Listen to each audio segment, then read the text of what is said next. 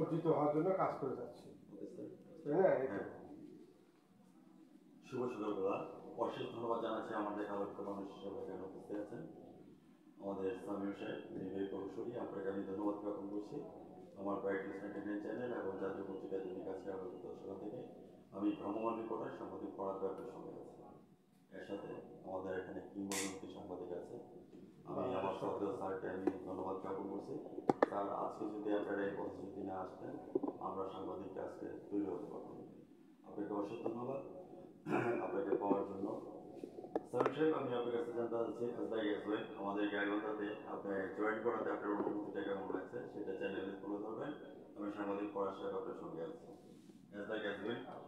জি, ধন্যবাদ।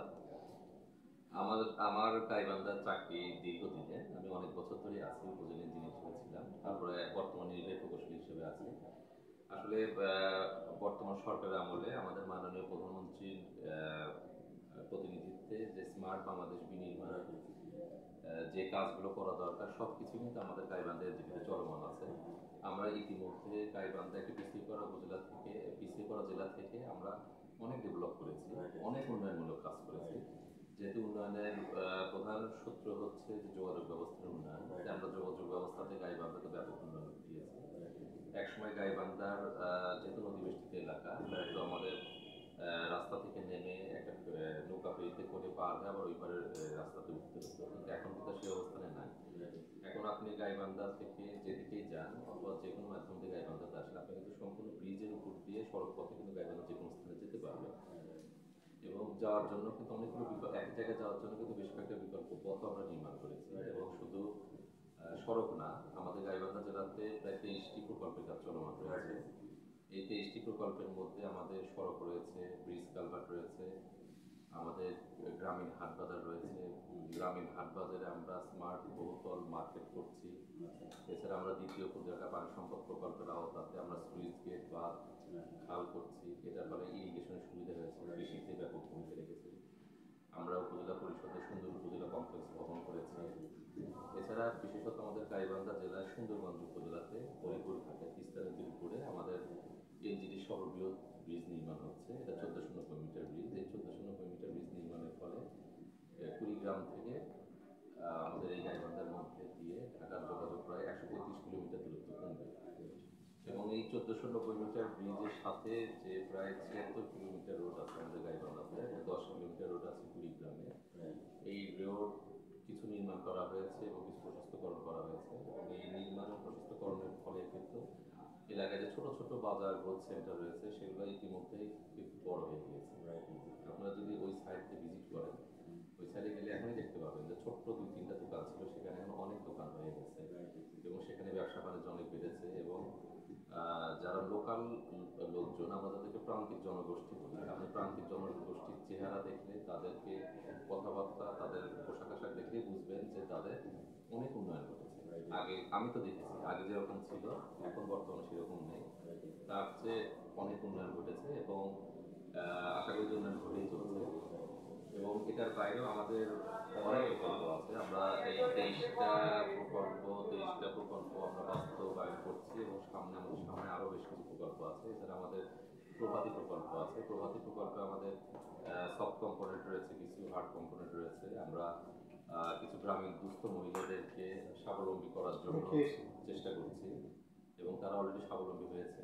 এবং আপনারা জেনে খুশি হবেন যে পল্লী সেক্টরের শ্রেষ্ঠ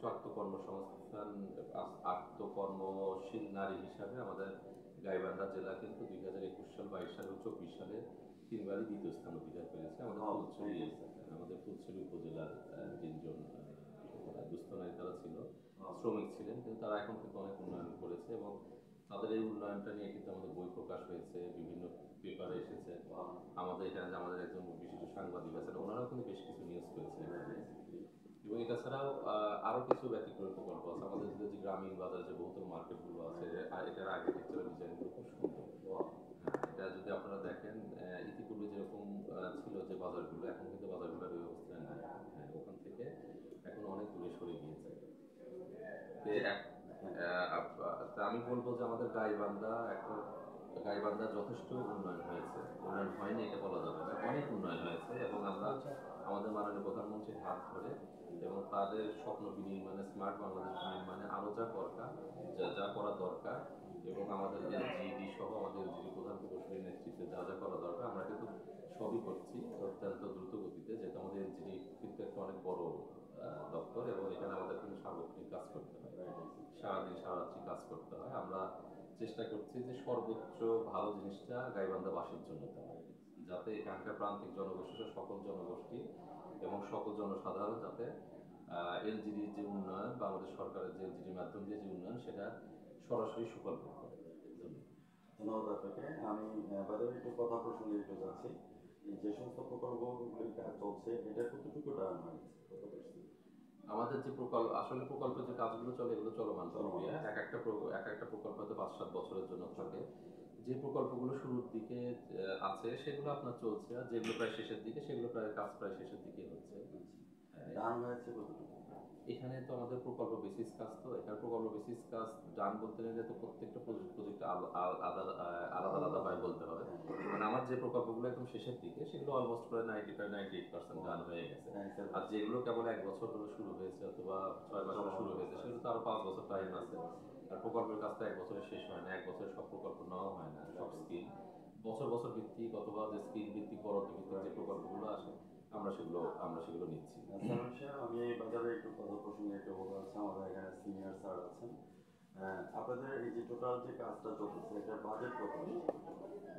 আমাদের বাজেট তো ওভাবে নির্ধারণ হয় না, এটা তো প্রকল্প ওয়াইজ হয় এবং বাংলাদেশ সরকার যখন যে টাকাটা আমাদেরকে দিতে পারবে তার উপরে হয়। এবং এটার সাথে আমাদের এই এলাকায় আমাদের মাননীয় 5 জন সংসদ সদস্য আছেন, তারাও খুব আন্তরিক, অত্যন্ত আন্তরিক এবং তারাও অত্যন্ত কর্মঠ। আমরা যেমন কর্মঠ তারাও অত্যন্ত কর্মঠ। এই জন্য খুবই ভালো লাগে, তারা যে কোনো বিষয়ে দিলে আমাদেরকে ফুল সাপোর্ট দেয় এবং তারাও সবাই আপনার উন্নয়নের সাথে কিন্তু সবাই আপনার একীভূত। মানে আমরা কোনো জিনিসে যে তাদের হেল্প যে পাই না সেটা না, তারা তাদের উন্নয়নের জন্য তাদের কিন্তু খুবই সজাগ দৃষ্টি এবং তারা সজাগ দৃষ্টি থাকে এবং সবসময় থাকে তাদের কোন জিনিসটা কীরকম করে হবে না হবে এই বিষয়ে থাকে। সেজন্য আমরা খুবই মানে আমি বলবো যে আমরা খুবই ভালো অবস্থানে আছি আমরা এলজিডি আমাদের এখানে, কারণ আমাদের এখানে যারা জনপ্রতিনিধিত্ব করেন আমাদের এমপি মহোদয়রা, আমাদের যারা সবাই খুবই আন্তরিক, সবাই খুবই আন্তরিক এবং সবাই এই বিষয়টাতে প্রচুর পরিমাণে হেল্প করেন আমাদের। আমি আপনার কাছে জানতে চাচ্ছি আমাদের মমতা মহিমা জননেত্রী শেখ হাসিনা এবং আইসিটি উপদেষ্টা সচিব অজিত জয় ডিজিটাল বাংলাদেশ সম্পর্কে সালমান সাহেব বলেছেন 2021 থেকে 41 সালের মধ্যে আমাদের দেশটি ডিজিটাল বাংলাদেশ করবো। আজকে আমরা এটা টার্ন করেছি, আমরা এমডিসি গোল নিয়ে কাজ করেছি। আজকে আমাদের মাননীয় প্রধানমন্ত্রী মমতা মহিমা জননেত্রী শেখ হাসিনার হাত ধরে আমরা এমডিসি গোল সবাই মিলে আমরা দিয়েছি। আমার প্রশ্ন হচ্ছে যে 2021 থেকে এই যে 30 সাল এটা হচ্ছে যে আপনার সাস্টেনেবল ডেভেলপমেন্ট গোল এসডিজি গোল, এসডিজি গোলের বক্তব্য আপনার একটু বলবো। আমাদের এসডিজি গোলের জন্য আমাদের এলজিডির জন্য স্থানীয় সরকার বিভাগের, স্থানীয় সরকার মন্ত্রণালয়, আমাদের স্থানীয় সরকার প্রকৌশল অধিদপ্তরের যে এসডিজি গোল আছে এইটার জন্য আমাদের যেটা নির্ধারণ করা আছে আমরা সেটা আশা করি সেটা সঠিক সময়ের মধ্যে এবং সঠিক সময়ের পূর্বে সেটা বাস্তবায়নের চেষ্টা করব এবং আশা করি আমরা সেটা পারবো। আশা করি এটা আমরা অবশ্যই পারবো, কারণ আমরা এলজিডি কিন্তু সবসময় একটা চ্যালেঞ্জ নিয়ে কাজ করে এবং এটা আমরা পেরে এসেছি এবং এটা আমরা পারবো। ধন্যবাদ আপনাকে। আর পরক্ষণে আমি আপনার কাছে জানতে চাচ্ছি what's your next dream and next goal? আসলে আমাদের এই গাইবান্ধা জেলাটাতে সবকিছু সুন্দর আছে, তবে আমরা যে আমাদের সড়কগুলো একটু সরু আছে, তাই আমাদের যদি নেক্সট গোল বলেন, আমাদের এমপি মহোদয় সহ আমাদের সরকার সহ আমাদের এলজিডি সহ যদি আমাকেও বলেন, ওই নেক্সট গোল কিন্তু আমরা চাচ্ছি যে আমাদের সড়কগুলো আমরা একটু প্রশস্ত করবো। হ্যাঁ, যাতে প্রশস্ত করা হলে এটা আপনার তো জানেনই যে সড়ক যত প্রশস্ত হবে তত কিন্তু আপনার যাতায়াত বাড়বে এবং তত কিন্তু উন্নয়ন হবে, যেহেতু উন্নয়নের পূর্ব শর্ত কিন্তু যোগাযোগ ব্যবস্থা এবং সেটা আমরা করতে যাচ্ছি সাস্টেনেবল। যেটা যাতে নন সাস্টেনেবল না হয়, এটা যেন অবশ্যই সাস্টেনেবল হয়, সেদিকে আমার সহ আমার পুরো টিমের আমাদের এলজিডি যথেষ্ট সজাগ দৃষ্টি আছে। শুধু আমার না, আমাদের দপ্তরের আমাদের প্রধান প্রকৌশলী সহ সজাগ দৃষ্টি আছে আমাদের গাইবান্ধাতে। স্যার সাহেব আপনাকে অসংখ্য ধন্যবাদ জ্ঞাপন করছি। স্যার আমি আরেকটা প্রশ্ন আপনার কাছে আমার জানানোর দরকার আছে, সেটা হচ্ছে যে একসময় স্যার আমাদের ম্যানুয়াল পদ্ধতিতে আমাদের টেন্ডার হতো, তখন কিন্তু জীবন বাজি ছিল। এখন ইজিপি আসাতে সালমান সাহেব আপনাদের কাছে কেমন লাগছে? জি, এটা একটা আমি বলবো যেটা আমাদের বাংলাদেশের বর্তমানে এই আওয়ামী লীগ সরকারের একটা কালজয়ী পদক্ষেপ। আমরা ইজিপি, আমরা যারা বেসিক্যালি যারা ইঞ্জিনিয়ার, যারা প্রকৌশলী, আমরা ইজিপির জন্য আসলে আমরা খুবই ভালো অবস্থানে আছি। এটার জন্য আমরা ইঞ্জিনিয়ার যারা কি বলবো, আমরা যারা ইঞ্জিনিয়ারিং প্রতিনিধিত্ব করি, আমরা সবাই এটার জন্য মনে প্রাণে দোয়া করি যে আমরা কতখানি ভালো আছি।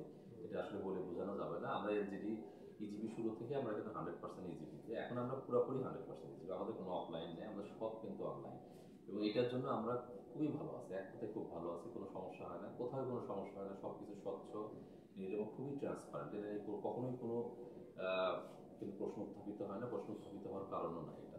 এবং এত সুন্দর একটা সিস্টেম, এবং এটা ডে টু ডে আপডেট করা হয়। এই জন্য আমাদের ইজিপি কর্তৃপক্ষ, যেটা সেন্টার সিপিটিও আছে, তাদের কথা বলা। I pray to God Almighty to Allah, you success in by day ইনশাআল্লাহ। আমি সাংবাদিক ফরাদ ভাই চায়ের ফাঁকে ফাঁকে সাক্ষাৎকার নেওয়ার জন্য আপনাকে অশেষ ধন্যবাদ জ্ঞাপন করছি। ভিউয়ার্স, যারা আমার চ্যানেলের সামনে আছেন, আজ রাত 9:15 আমাদের স্বনামধন্য বিভাগীয় অফিসার সামিউল সাহেবের সাক্ষাৎকার দেখে নেবেন। এবং জাতীয় পত্রিকা দৈনিক আজকের আলোকিত সভা থেকে আমি ভ্রাম্যমাণ রিপোর্টার হিসেবে সাংবাদিক ফরাদ ভাই বিদায় রেখা টানছি। আপনি ভালো থাকেন, সুস্থ থাকেন। ধন্যবাদ আপনাকে শ্রদ্ধেয় স্যার, বিদায় রেখা টানছি। ভালো থাকেন, সুস্থ থাকেন স্যার, আপনাকেও ধন্যবাদ। আপনাকে ধন্যবাদ। Thanks.